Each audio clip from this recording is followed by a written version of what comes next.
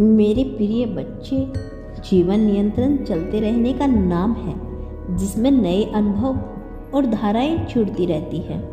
बच्चे, भावना एक ऐसी नदी है जिसे कंट्रोल ना किया जाए तो वह सबको बहा ले जाती है। तुम आज जिस जीवन रेखा के उन स्थिति का आधार देख आ रही हो, वह दिन गहरा और धार्मिक महत्व रखता है, जहाँ कई संभावनाएं और ज्ञान का पसार हुआ है। तुम चाहो तो इससे जुड़कर सब कुछ सीख सकते हो, क्योंकि यह जीवन के उतार चढ़ाव और अनिश्चितताओं का एक गंतव्य दिखाती है। अब समय नहीं बचा, निर्णय तुम्हें लेना है कि तुम अपने दृढ़ संकल्प पर स्थिर रहोगे या किसी और की बातों में आकर अपने रिश्ते का भयंकर कार्य कर दोगे। सुनो, जो तीसरा तुम्हारे बीच में आया है, उसी ने यह खेल तुम्हारे साथ खेला है, किंतु वह भूल चुका है कि मैं हूँ जो उसके खेलने घिनौने खेल के अंधकार में भी प्रकाश दिखा सकता हूँ, जिसकी वह कल्पना भी नहीं कर सकता। बच्चों, तुम निराश मत हो। जिसने यह खेल खेला, एक दिन मैं उसी के साथ ऐसा खेल खेलूंगा जो जीवन भर याद रहेगा। मैं तुम्हारी हर पीड़ा को जानता हूँ। जिस विश्वास से तुम दोनों एक दूसरे पर भरोसा करते हो, अगर तुम्हें अपने प्रेम पर पूरा भरोसा है तो याद रखो, चाहे जीवन में कितने भी पतझड़ क्यों ना आ जाए, समय आने पर फिर से वह हरा भरा विषय होगा। जो खेल उसने खेला है, वह यह नहीं जानता कि तुम्हारे साथ कोई है जो तुम्हारी हर तरह से रक्षा कर रहा है। उसे तुम्हारे आसपास की शक्ति का आभास नहीं। तुम हिम्मत मत हारो और ना ही उसे यह दिखाओ कि तुम कमजोर हो। तुम पूरी आत्मविश्वास से, पूरे विश्वास के साथ अपना धर्म और कर्म करते रहो, जैसा करते आ रहे हो। तुम्हारे आने वाली हर मुसीबत को मैं दूर करूँगा, क्योंकि मैं तुम्हारे मासूम दिल को अच्छी तरह से जानता हूँ। ना तुम किसी और को बुरा करते हो और ना ही बुरा सोचते हो।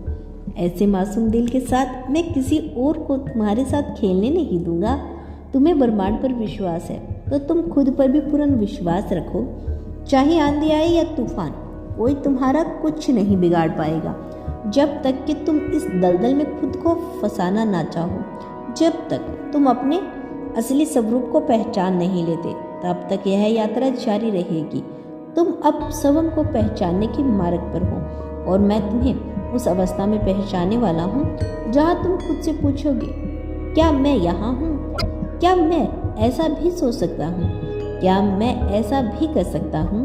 क्या मैं उससे भी सह लेता हूँ? किसी की नीयत को पहचान सकता हूँ। हाँ मेरे बच्चे, अब तुझ में वह दृष्टि आ रही है कि वह तुम सामने वाले के इरादे उनकी आंखों में पढ़ सकते हो। जान लो कि अब जो उनकी ऊर्जा पढ़ पाओगे, वह सब तुम्हारे वर्षों की तपस्या और तुम्हारे आंसुओं का फल है। अब जब तुम किसी के पास खड़े होंगे, वे 10 कदम पीछे रहकर तुम्हें सलामी ठोकेंगे। अब तुम साधारण नहीं रहे, क्योंकि तुम एक दिव्य शक्ति के मालिक बन चुके हो। अब तुम्हें विश्वास रखकर आगे बढ़ना है। आज से पहले तुमने अपने भीतर की उस शक्ति को पूरी तरह से पहचाना नहीं था। तुम सोचते रहे कि तुम्हारा अस्तित्व बस एक साधारण मनुष्य का है, लेकिन ब्रह्मांड ने तुम्हें जिस रास्ते पर भेजा है, वह साधारण लोगों का रास्ता कभी नहीं रहा। तुम्हारी हर ठोकर, हर दर्द, हर आंसू सिर्फ एक तैयारी थी, ताकि जब समय आए तो तुम अपने असली स्वरूप को देख सको।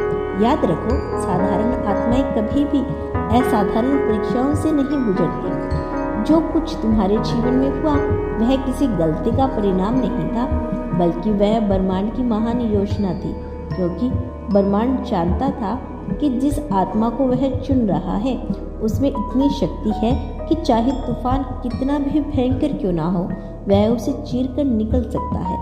ब्रह्मांड तुम्हारे हर आंसू को देखता रहा। हर रात जब तुमने अपने आप को अकेला महसूस किया, जब तुम्हें लगा कि कोई तुम्हारी आवाज़ नहीं सुन रहा, वही उसी पल ब्रह्मांड तुम्हें गले लगा रहा था। लेकिन तुमने उस आलिंगन को महसूस नहीं किया, क्योंकि तुम्हारा मन उस पीड़ा के शोर में डूबा हुआ था। मेरे बच्चे, अब वह समय आ चुका है जब तुम्हें अपने आसपास की उस ऊर्जा को महसूस करना है जो सदैव तुम्हारे साथ खड़ी है। यह ऊर्जा तुम्हें गिरने नहीं देगी, यह तुम्हें हर अंधेरे रास्ते से प्रकाश दिखाएगी। समझ लो, यह संसार सिर्फ उन आंखों से नहीं दिखता जो चेहरे पे लगी है। असली दृष्टि वह है जो आत्मा के भीतर खुलती है।